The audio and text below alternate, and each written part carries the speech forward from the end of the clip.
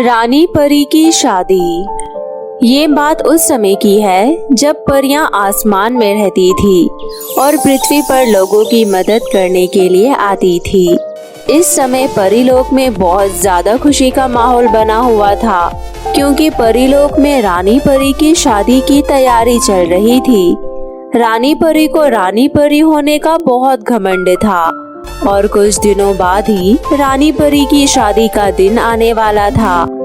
तभी रानी परी शादी की तैयारी करने के लिए सभी परियों को अपने पास बुलाती है और उनसे कहती है, सुनो परियों, मैं चाहती हूँ कि मेरी शादी बहुत ही अनोखी तरह से हो। ऐसी शादी आज तक कहीं देखी ना गई हो। और तो और जब बड़े से बड़े देवता और ऊंचे लोग मेरी शादी में आए तो वो देखते ही रह जाए।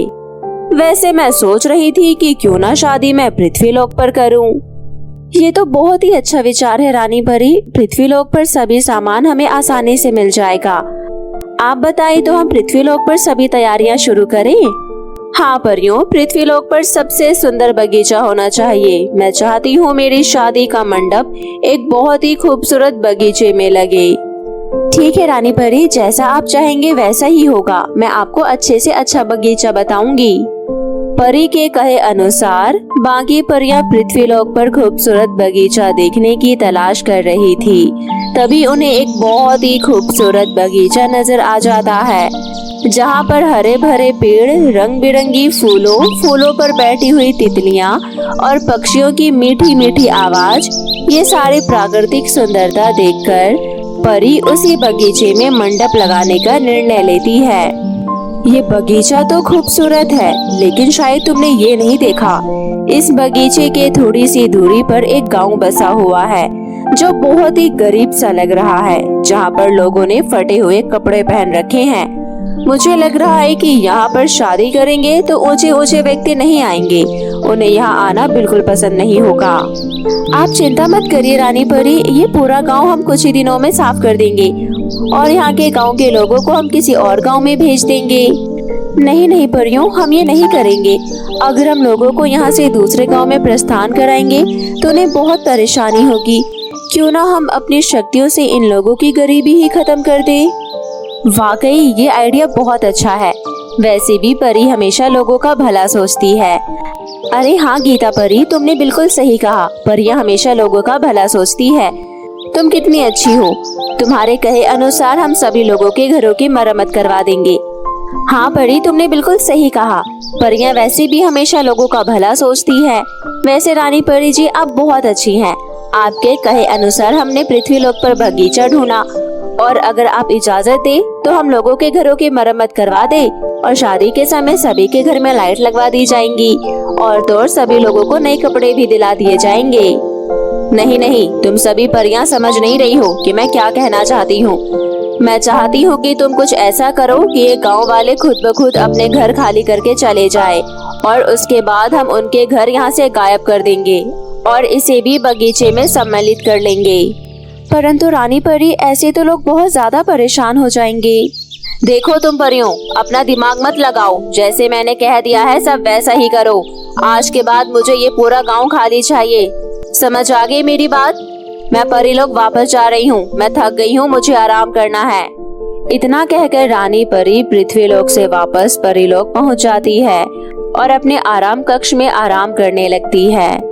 यहाँ पर रानी परी के कहे अनुसार गांव में लोगों को घर से बाहर निकालने की चेतावनी दी जाती है।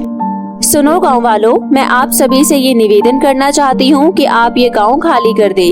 आने वाले कुछ समय में रानी परी का विवाह होने वाला है, तो वो चाहती है कि बगीचा बहुत ही खूबसूरत लगे, परंतु तुम्हारे ये टूटे फूटे घर खूबसूरती में अड़चन डाल रहे हैं। इसलिए आप सभी लोग अपना अपना सामान उठाइए और यहाँ से प्रस्थान कर लीजिए। ये क्या कह रही हो तुम परी? तुम जानती हो ये हम गांव वालों की जमीन है। कितनी मेहनत से पैसे जोड़ जोड़ कर हमने खरीदी है और अनाज उगाया है। आप चाहती है कि हम ये गांव खाली करके चले जाए? ऐसा नहीं हो सकता। देखो, ये रानी परी की आज्ञा है। अगर तुमने ये गांव खाली नहीं किया तो तुम्हारे घर में आग लगा दी जाएगी, जिसमें तुम्हारा सामान भी जल जाएगा। भलाई इसी में है कि अपना सामान उठाओ और ये गांव खाली कर दो। नहीं नहीं, हम इस गांव को छोड़कर कहीं नहीं जाएंगे, चाहे हमें कुछ भी हो जाए। परियों लोगों को बहुत समझाती हैं, परंतु लोग अपनी जमीन खाली करके नहीं जाना चाहते थे। इसलिए परियों को गलत तरीका अपनाना ही ठीक लगा और उन्होंने गांव में सभी लोगों के घरों में आग लगा दी। सभी लोग गांव में इधर उधर भागने लग गए। अब गांव वाले बहुत परेशान हो गए थे। आखिर परियों के अलावा उनकी रक्षा कौन करता? गांव के लोगों के पास अब और कोई चारा नहीं था। उन्हें परियों का गुलाम बनना पड़ा। सुनो गांव वालों, मेरी बात बहुत ध्यान से सुनो और अच्छे से समझ लेना। आने वाले कुछ दिनों में रानी परी की शादी है और हम चाहते हैं रानी परी की शादी की तैयारियां बहुत अच्छे से हो। वो सारी तैयारी तुम ही लोगों को करनी है। अगर कोई भी गड़बड़ हुई तो उसे अपनी जान गंवानी होगी, समझ गए? परियां लोगों को अच्छे से डरा धमका कर चली जाती है। ऐसे ही पल में पूरा गांव बदल जाता है और सभी लोग बेघर हो जाते हैं। गांव वालों को अपनी ये हालत देखकर बहुत दुख होता है। बहुत देर तक रोने के बाद वो अब परी की शादी की तैयारी करने लगते हैं और मंडप सजाने लगते हैं। रानी परी और बाकी परियां परीलोक में आराम करती हैं और वहां से सब कुछ देखती रहती हैं। सभी गांव वालों ने मिलकर एक बहुत ही खूबसूरत सा मंडप तैयार कर दिया था। रानी परी मंडप देखकर बहुत खुश होती है और पृथ्वी पर लोगों की तारीफ करने के लिए आती है। अरे वाह, तुम लोगों ने तो कमाल ही कर दिया। इतना सुंदर मंडप मैं आज तक पहले कभी नहीं देखी। मैं तुम्हारे काम से बहुत खुश हुई हूँ, परंतु तुम्हें इसी तरह आगे भी काम करना है। अगर मेरी शादी अच्छे से हो गई तो मैं सब कुछ पहले जैसा कर दूंगी, परंतु तब तक तुम लोगों को बहुत मेहनत करनी होगी, समझ गए? इसी तरह कुछ दिन बीत जाते हैं और शादी की सभी तैयारियां हो जाती है।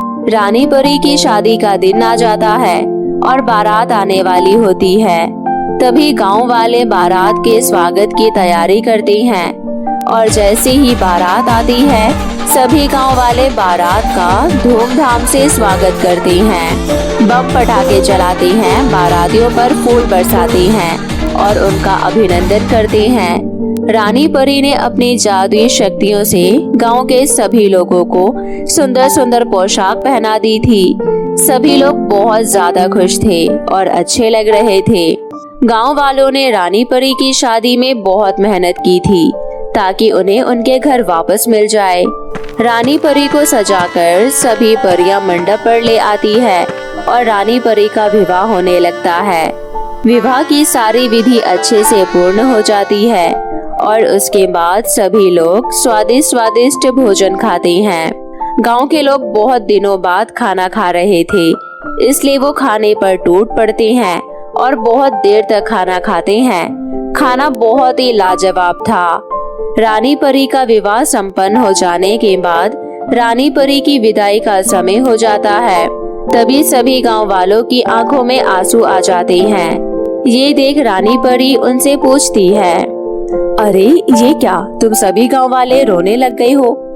मैंने तुम्हारे साथ कितना बुरा व्यवहार किया, परंतु फिर भी तुमने मेरी शादी की तैयारियां पूरे मन लगन से करी। ये मुझे बहुत अच्छा लगा और मैं तुमसे माफी मांगना चाहती हूँ जो मैंने तुम्हारे साथ इतना बुरा व्यवहार किया। मैं समझ गई हूँ इंसान का दिल बहुत ही खूबसूरत होता है, वो कभी किसी का बुरा नहीं सोचता है। मुझे माफ कर दो गाँव वालों। आपकी शादी होता हुआ देखकर हमें भी बहुत अच्छा लगा। हमें ऐसा लग रहा था जैसे हमारी ही बेटी की शादी हो रही हो। हमने आपके शादी में मन लगाकर इसलिए काम किया ताकि हमें हमारा घर वापस मिल जाए। अब आप हमें हमारा घर वापस दे दीजिए। हाँ हाँ बिल्कुल, मेरे यहाँ से जाने के बाद यहाँ बची हुई सारी परियां तुम्हारे घर की व्यवस्था करवाएंगी और तुम्हें व्यापार में भी मदद करेंगी। अब ये गांव बहुत तरक्की करेगा। इस गांव में लोग दूर दूर से आएंगे और यहाँ पर आप सभी उनकी शादी के लिए मंडप लगाना, जिससे आप सभी को बहुत अच्छे पैसे मिल जाया करेंगे। अब मैं चलती हूँ। इसके बाद रानी परी अपने दूल्हे के साथ बैठकर वहाँ से चली जाती है और रानी परी के वचन के अनुसार सभी परियां गांव वालों को सुंदर सुंदर घर दे देती है, जिसमें उनके सभी सामान वापस आ जाता है। सभी लोग अपने अपने घर को देखकर बहुत खुश हो जाते हैं और परी को धन्यवाद भी देती हैं। अब परी बहुत खुश थी कि लोगों के साथ बुरा नहीं हुआ और अब वो बगीचा जिसमें रानी परी का विवाह हुआ था वो बहुत ज्यादा पॉपुलर हो जाता है और दूर दूर से बड़े बड़े हीरो हीरोइन वहाँ पर विवाह करने आती हैं और बहुत अच्छा खासा पैसा गांव वालों को देकर जाते हैं और परियां भी बहुत खुश हो जाती है। इसी तरह अब सभी लोग हंसी खुशी अपना जीवन यापन करने लगती हैं। अनाथ की जादुई साड़ी। एक गांव में 13 साल की कोमल अपने 5 साल के भाई आदित्य के साथ रहा करती थी। कोमल के माता पिता की कुछ समय पहले ही करंट लगने के कारण मृत्यु हो गई थी। अपने माता पिता की मृत्यु के बाद कोमल कभी फुटपाथ पर तो कभी रेलवे स्टेशन पर गुब्बारे एवं खाने पीने की चीजें बेचा करती थी, लेकिन फिर भी उसका काम अच्छा नहीं चल पाता था। इसलिए निराश होकर एक दिन कोमल अपने आप से बोलती है, माता पिता आप हमें छोड़कर क्यों चले गए? जब से आप हमें छोड़कर गई हैं तब से सब कुछ बेकार सा हो गया है। मुन्ना कितना रोता है और मैं कोई काम करती हूँ तो उससे मुझे ज्यादा पैसे भी नहीं मिलते हैं। जैसे तैसे मैं मुन्ना के दूध के लिए पैसे जुटा पाती हूँ। अब आप ही बताइए कि मैं क्या करूँ, कैसे मुन्ना और अपना पेट पालूं? कोमल अपने आप से ऐसी बातें करके घर में इधर उधर राशन ढूंढने लगती है, लेकिन उसे पूरे घर में कहीं भी राशन नहीं मिलता। कोमल ये सब कुछ देखकर बहुत ही निराश हो जाती है और रोने लगती है। इतने में मुन्ना भी रोने लगता है। ये देख कोमल चुप हो जाती है और मुन्ना को गोद में उठाकर बोलती है, मुन्ना चुप हो जाओ, रोते क्यों हो? मैं तुम्हें खाना कैसे खिलाऊं? मुझे तो खुद कुछ समझ नहीं आ रहा। घर में खाने के लिए एक दाना भी नहीं है। कोमल मुन्ना को चुप नहीं करा पाती और मुन्ना लगातार रोता रहता है। इसलिए कोमल आस पड़ोस से दूध मांगने के लिए चली जाती है, लेकिन कोई उसे दूध नहीं देता। तभी कोमल गौशाला के पास जाती है और बोलती है, काकी मेरा मुन्ना बहुत रो रहा है, उसे बहुत तेज भूख लगी है। मेरे पास उसको खिलाने के लिए कुछ भी नहीं है। क्या आप आज के लिए मुझे थोड़ा सा दूध दे सकती हैं? हाँ बेटा जरूर, मैं तुम्हारी सारी परेशानी समझ सकती हूँ। तुम्हें चिंता करने की कोई जरूरत नहीं है। अभी मैं दूध लेकर आती हूँ। ऐसा बोलकर काकी दूध लेने के लिए चली जाती है और एक बच्चे की दूध की बोतल में दूध लेकर आती है और मुन्ना को पिलाती है। ऐसे ही दिन गुजर रहे होते हैं। काकी कोमल को अपने पास काम पर रख लेती है। कोमल काकी की गौशाला में साफ सफाई और गोबर के उपले बनाने का काम करने लगती है। वहां रहकर काकी कोमल को खाने पीने के लिए 2 वक्त की रोटी भी दे दिया करती थी और साथ में मुन्ना को दूध भी दे दिया करती थी। धीरे धीरे करके कोमल बड़ी हो जाती है। मुन्ना भी अब 8 साल का हो जाता है और वो भी अच्छे से चलने फिरने लगता है। तभी एक दिन कोमल काकी से बोलती है, काकी हमें और दूध शहर में भी देना चाहिए और हमें और भी गाय खरीद लेनी चाहिए, जिससे हम यहाँ पर भी अपनी दूध की डेयरी खोल सकते हैं और साथ में शहर में भी दूध सप्लाई कर सकते हैं। लेकिन बेटा ये सब कुछ कैसे होगा? आप चिंता मत करो काकी, मैं हूँ ना। काकी का भी इस दुनिया में कोई नहीं था, इसलिए वो कोमल और आदित्य को अपने बच्चे की तरह प्यार करने लगती है और उनको खाने पीने में किसी चीज की कमी नहीं होने देती है। कोमल भी काकी को अपनी माँ की तरह समझने लगती है और उनकी सेवा भी करती है।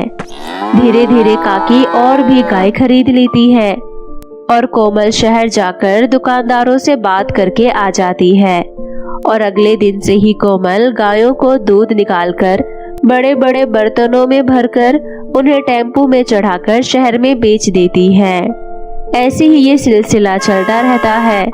धीरे धीरे करके कोमल को बहुत मुनाफा होने लगता है और वो कुछ दिनों में और भी गाय खरीद लेती है और गांव में भी एक डेयरी चलाने लगती है। ये देख काकी बहुत ही ज्यादा खुश होती है और बोलती है, कोमल जब से तुम मेरे घर में आई हो मानो सचमुच लक्ष्मी घर आ गई है। आज तुम्हारी वजह से ही ये सब कुछ हो पा रहा है। मैंने कभी सपनों में नहीं सोचा था कि हम इतनी तरक्की कर पाएंगे, लेकिन अपनी आंखों से ये सब होता देख मुझे बड़ा ही अच्छा लग रहा है। काकी, ये सब कुछ मैं आपके लिए ही कर रही हूँ। मुझे याद है जब मेरा भाई छोटा था तो कोई भी उसे दूध नहीं दिया करता था, सिर्फ केवल आप ही थी जिन्होंने हमारी मदद करी। तो क्या मैं आपके लिए इतना नहीं कर सकती? और वैसे भी आप मेरी माँ हैं। हमने अपनी माँ को तो खो दिया, लेकिन मुझे नहीं पता था कि एक माँ को खोने के बाद हमें दूसरी माँ भी मिल जाएगी।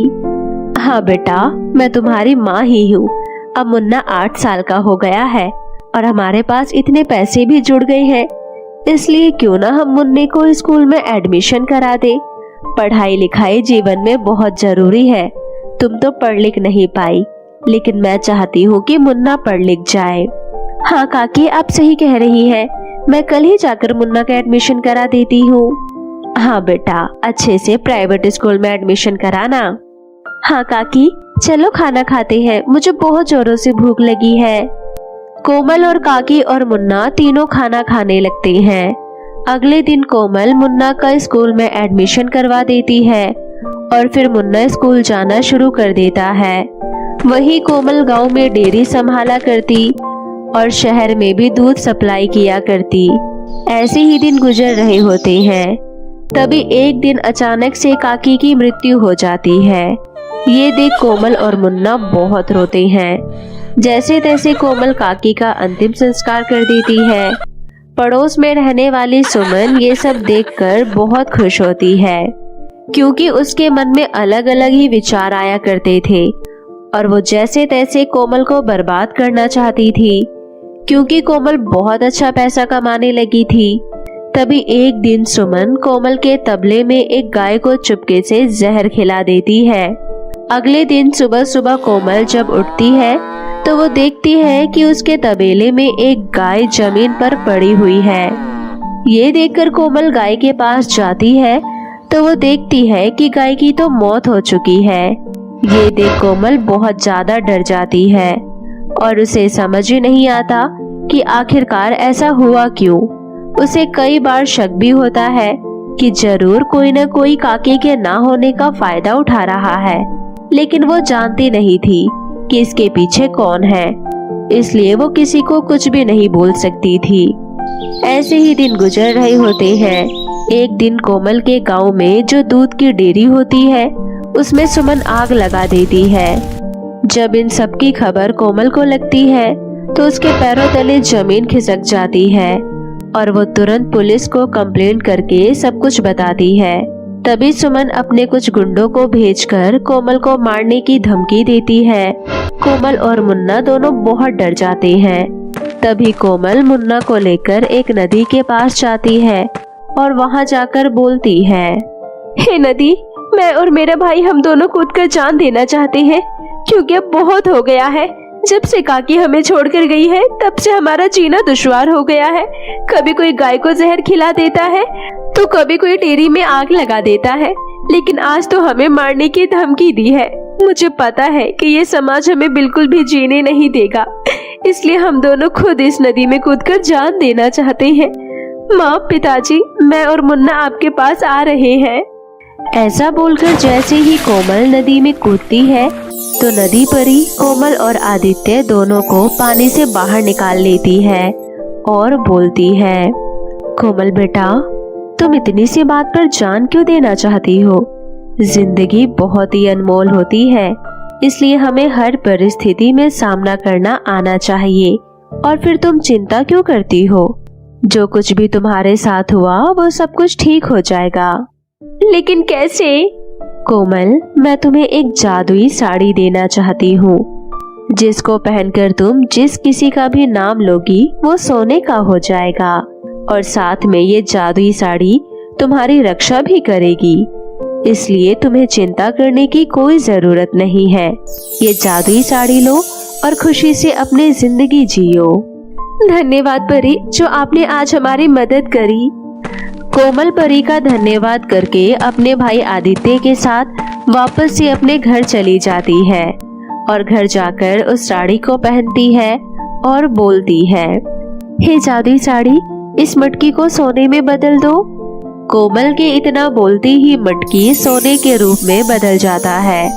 ये देख कोमल और आदित्य बहुत खुश होते हैं। जिसके बाद दोबारा से कोमल अपनी डेयरी की शुरुआत करती है और डेयरी में कैमरे और अच्छे अच्छे ताले भी लगवाती है और साथ में अपने तबेले को एक नया रूप दे देती है और वहाँ पर भी अच्छे से ताले लगाती है जिससे कि कोई भी तबेले के अंदर ना आ सके। ये सब देखकर सुमन हैरान रह जाती है और वो सोचती है कि अब वो कैसे तबेले में घुस पाएगी और कैसे डेयरी पर आग लगा पाएगी। तभी सुमन के मन में एक और आइडिया आता है। मैं एक काम करती हूँ, इनके तबेले और डेयरी पर कुछ नहीं कर सकती, लेकिन इसके घर में तो कर सकती हूँ ना। ऐसा करती हूँ, रात को इनके घर में एक सांप छोड़ देती हूँ, जिसके बाद दोनों भाई बहन मर जाएंगे और किसी को पता भी नहीं चलेगा कि ये सब मैंने करा है। ऐसा सोचकर सुमन रात होने का इंतजार करती है और रात होते ही सुमन 2 जहरीले सांप कोमल के घर में छोड़ देती है और चुपचाप जाकर अपने घर में सो जाती है। तभी जादुई साड़ी से एक रोशनी निकलती है और सांप के ऊपर पड़ जाती है, जिसके बाद वो सांप वापस से सुमन के पास चले जाते हैं और बोलते हैं, हे दुष्ट औरत, हमें पता है कि तू बहुत समय से कोमल को परेशान कर रही है, इसलिए हम चाहते हैं कि तू अपना गुनाह कबूल कर ले, नहीं तो हम तुझे काट कर मार डालेंगे। हाँ हाँ, मैं माफी मांगती हूँ, मुझे जाने दीजिए। ऐसे नहीं, तुझे एक कागज पर सब कुछ लिखना होगा कि कैसे कैसे तूने क्या क्या करा है। सांप के डर से सुमन जल्दी से एक कागज पर सब कुछ लिख देती है, जिसके बाद सांप सुमन को काट लेता है। सांप के काटते ही सुमन की मृत्यु हो जाती है। अगले दिन सुबह सुबह जब सुमन की मृत्यु की खबर कोमल को लगती है तो वो देखने के लिए जाती है, जहाँ पर पुलिस भी मौजूद होती है और वो सुमन के द्वारा लिखे हुए पर्चे को पढ़ लेती है, जिसके बाद वो कोमल से पूछताछ करती है। कोमल भी पुलिस को सब कुछ बता देती है, जिसके बाद सुमन का केस पुलिस वाले देखते हैं। वही कोमल और आदित्य एक साथ हंसी खुशी से रहते हैं और जादुई साड़ी की मदद से अपना हंसी खुशी से जीवन बिताते हैं।